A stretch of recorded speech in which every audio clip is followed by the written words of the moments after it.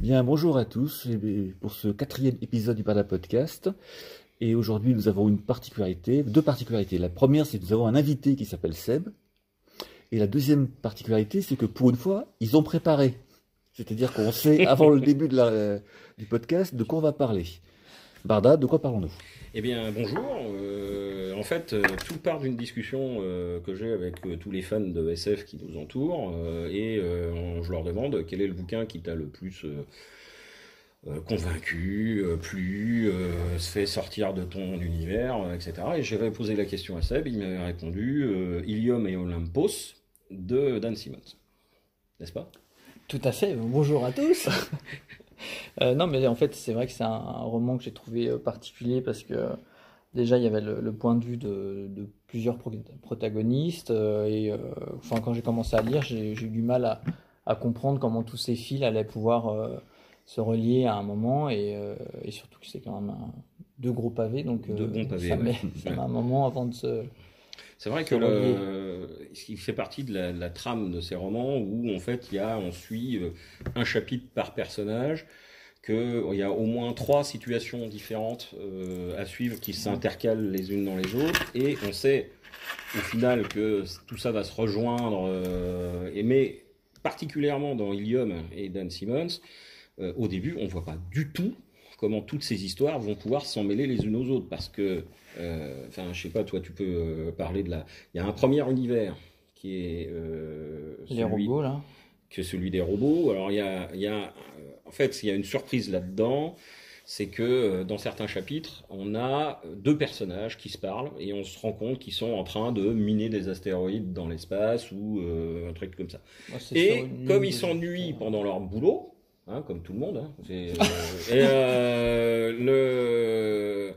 ils parlent tous les deux. Il y en a un qui est fan de Proust et l'autre qui est fan de Shakespeare.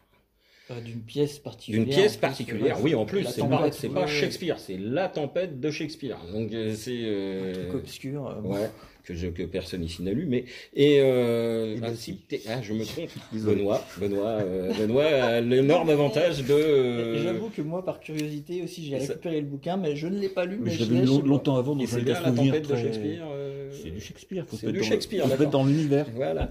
Et donc, en fait, on suit les discussions passionnées de ces 2 personnages qu'on ne connaît ni d'Ève ni d'Adam, au niveau qui sont en train de miner des astéroïdes en discutant sur les mérites de Shakespeare et de Proust, et jusqu'à temps qu'on s'aperçoive à un moment donné que en fait c'est 2 robots. C'est ça.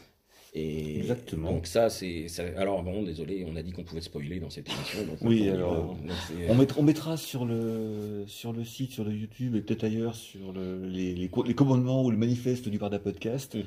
Et si vous voulez pas savoir la fin de l'histoire, écoutez pas le podcast. On vous dit Ilium et Olympos c'est bien, mais nous écoutez pas si vous voulez pas tout savoir. Non, écoutez le début, lisez les livres, puis écoutez la fin. Ouais. Et donc il y a ça. Deuxièmement, après, Benoît, il y a quoi? Eh bien, il y a 3. Il y a 3. Oui. On est dans une situation, on est dans la ville de Troie, comme dans l'histoire, avec les héros grecs et un explorateur, un envoyé un peu particulier, on ne comprend pas très bien d'où il vient. Il vient vaguement du XXe siècle, semble-t-il. Il est équipé avec des trucs un peu technologiques et il est là pour regarder ce qui se passe. Et comparé par rapport à l'œuvre. Est-ce que Homère suit bien le vrai déroulement? Il y a Achille, il y a Hector, il y a tout ça, il y a Hélène surtout. Et donc là, alors ça c'est très particulier. On a l'impression d'être dans un voyage temporel, un mec qui est là, il est prof d'université, mais on comprend qu'il n'est pas franchement là de son plein gré. Voilà, on comprend pas comment il est arrivé là. Il est envoyé par quelqu'un, mais je sais pas si par les dieux. Il est au service d'un dieu, d'une déesse d'ailleurs. En fait. Mais quand il est au service de la déesse, c'est que ça craint pas mal d'être au service d'une déesse, parce que les dieux grecs ils ont vraiment des pouvoirs. Et donc il y a la 3e ligne narrative en Barda qui se passe apparemment sur une planète, plutôt la Terre d'ailleurs, c'est ça, etc.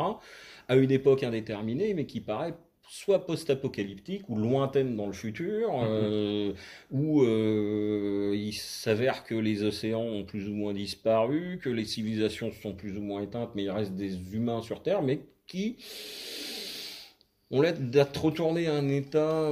Parce qu'ils ont des serviteurs en fait qui font tout à leur place, donc en fait ils font plus rien quasiment. Et ils ont un système de téléportation pour aller d'un endroit à l'autre de la planète. Ils savent plus comment ça marche. Voilà. Ils sont incapables de réparer, faire quoi que ce soit. Donc on sent que c'est une fin de cycle quelque part. Ouais, une fin de race quoi. Ouais. Ça fait un peu ahuri, fête constante, mais sans maîtrise, sans rien. C'est très bien. Alors, et puis on voit pas du tout comment se raccrochent les trois histoires. Ces trois lignes narratives sont totalement distinctes. Et c'est vrai qu'on n'arrive pas à voir comment l'auteur va réussir à rabouter tous ces fils ensemble. Et pourtant, il y arrive. Ouais. Parce que pour parler d'Al Simmons, qui a lui aussi écrit Hyperion, mais on va pas parler d'Hyperion là maintenant parce que sinon on va se noyer dans qui est aussi un gros truc. Il n'a pas fait que de la SF. Il n'a pas fait de la SF non plus. Il y a l'échiquier du mal et compagnie. Et le truc, c'est que dans Hyperion, il met tous les personnages ensemble à un endroit et ils se racontent tous une histoire et chaque chapitre ou ensemble de chapitres est une histoire racontée par un personnage aux autres. Donc là, il arrive à mélanger ses styles et ses histoires parce que normalement les personnages sont tous ensemble en même temps. Là, dans Ilium, on ne voit pas du tout où il veut en venir, quoi. Il accroche surtout sur 3. C'est-à-dire qu'en fait, 3, on veut savoir pourquoi ce prof d'université du XXe siècle, spécialiste de l'Iliade d'Homère, se retrouve réellement à 3 pendant les événements, sous les commandements des dieux et des déesses, pour vérifier si Homère s'est pas gouré quelque part dans son récit, quoi. Et c'est un peu ça, parce qu'au départ, c'est ça la racine, quoi. On se demande d'ailleurs si c'est la vraie 3 ou une simulation, ou un truc comme ça. Et on n'arrive aussi pas très bien à comprendre qu'est-ce que c'est que ces dieux. Est-ce que ce sont des dieux grecs? Est-ce que ce sont des humains qui se prennent pour les dieux grecs? Est-ce que c'est une grande mascarade? Et donc, on reste quand même très très longtemps dans le brouillard avant de commencer à comprendre ce qui se passe et avant justement que les lignes narratives commencent à converger les unes vers les autres. Avant qu'on arrive à la conclusion de l'histoire, il y aura eu des massacres, il y aura eu des combats, des grandes batailles, des robots qui arrivent à combattre les fameux serviteurs en question. Bref, un grand bazar. Et à la fin de l'histoire, l'auteur retombe sur ses pattes. Et c'est là le grand talent de Simmons. Il arrive à faire une histoire qui finalement tient le coup. Et toi, qu'est-ce qui t'avait, Seb, parce que, oh putain, si je commence à me gourer dans le nom des guests, ça va être terrible. Et Seb, toi, les autres, mis à part tout ça, qu'est-ce qui t'a fait Après, ce que j'ai trouvé bien, c'est qu'il aborde aussi des thèmes un petit peu hard SF qu'il n'avait pas vraiment abordé dans Hyperion. Dans Hyperion, par exemple, avant. Donc, il s'est mis à l'heure du jour, je dirais, sur la technologie dans ce roman-là. Et après, il mêle ça à beaucoup de choses au niveau de la littérature. Au niveau de l'Antiquité grecque et tout, donc ça se mélange bien, on va dire, et puis ça fait un ensemble cohérent, alors qu'on pourrait douter de la cohérence de tout ça en commençant la lecture. On sent que Simmons a une énorme culture, historique en particulier, mais visiblement technologique, il s'est bien renseigné, quand il parle des Moraveks en particulier. J'avais creusé après ce que c'était que les Moraveks, et il s'est inspiré d'un chercheur en robotique, donc il a vraiment construit quelque chose sur des fondations solides, et c'est vraiment ça qui m'avait accroché. Moi, j'aime bien trouver un peu les failles dans les bouquins, et m'arrive un peu d'en trouver, mais là, j'en ai pas vraiment trouvé. Toute l'histoire se déroule, les 3 histoires parallèles se déroulent, ça tient très bien la route.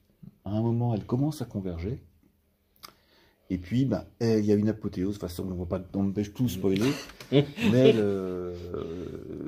il retombe sur ses pattes, comme je disais tout à l'heure. C'est vraiment le truc qui m'avait séduit dans ce bouquin, c'est que malgré la diversité des lignes narratives, des personnages, il y a de la SF, mais il y a un petit peu de fantasy aussi avec les sur 3, il y a des dieux, il y a des robots. Il y a beaucoup de thèmes récurrents de la SF, et l'ensemble forme un tout cohérent. Faut dire quand même que ces 2 beaux pavés, je suis en train de les regarder, là, on les a sous les yeux. Il y a 2 fois 1000 pages, quoi.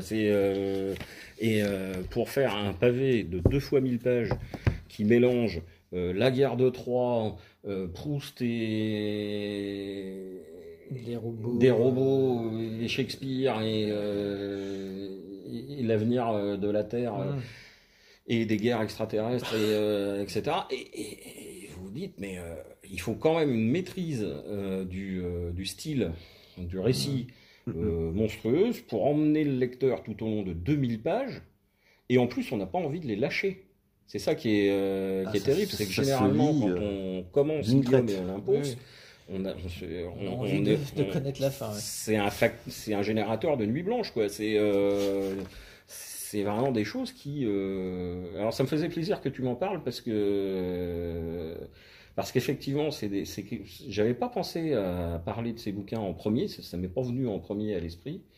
En parlant de Simmons, parce que dès que je parle de Simmons, c'est Hyperion qui vient plus ou moins en premier. Ah, je pense que ça, c'est quand même plus complexe à lire que Hyperion. Ouais. Parce que Hyperion, Hyperion, c'est du space opéra, c'est du grand spectacle.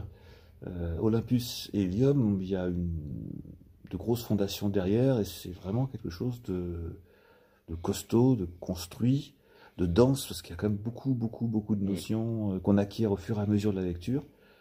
Alors que Hyperion, c'est un petit peu plus grand spectacle. C'est accessible, je dirais. C'est plus accessible, ouais. Ouais, parce que là, bon, on est quand même. Faut reconnaître que dans Helium, à la fin, il y a quand même le répertoire de tous les héros, parce que dans les notes de l'auteur etc. Donc il y a pour qu'on sache qui est Achille, qui est Agamemnon.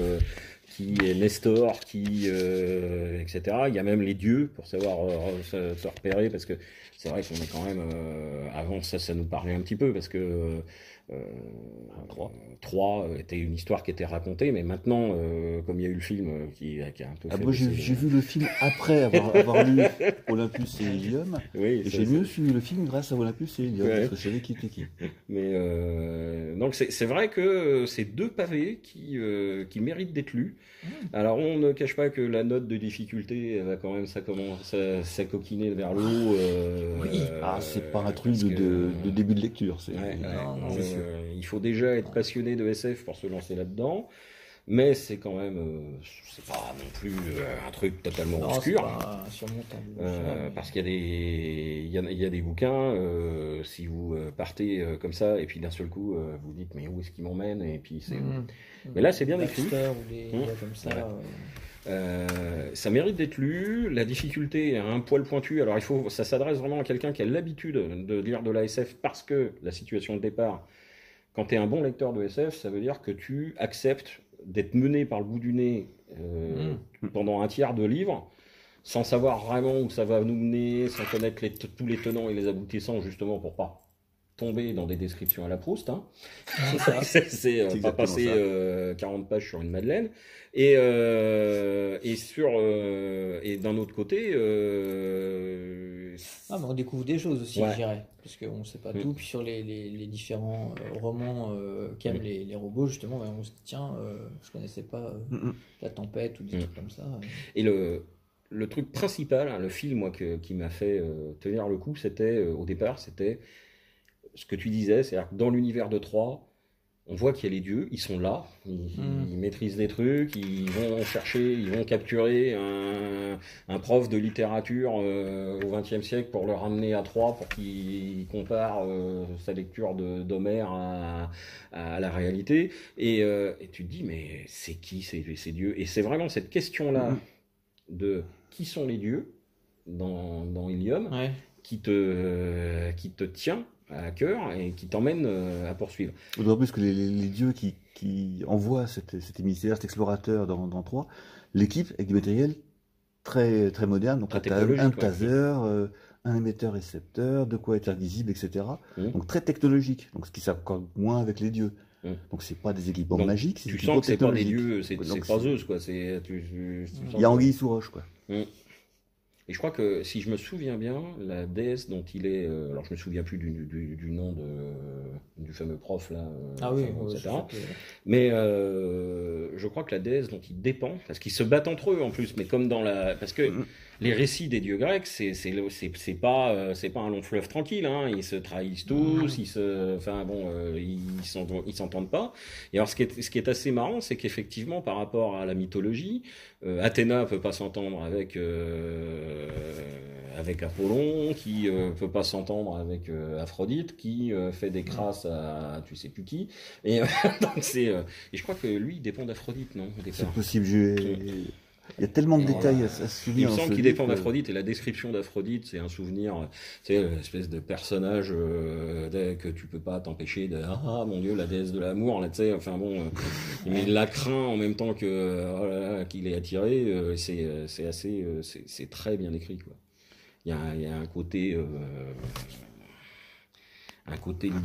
dans l'écriture de Simmons, il y a un côté qui t'emmène.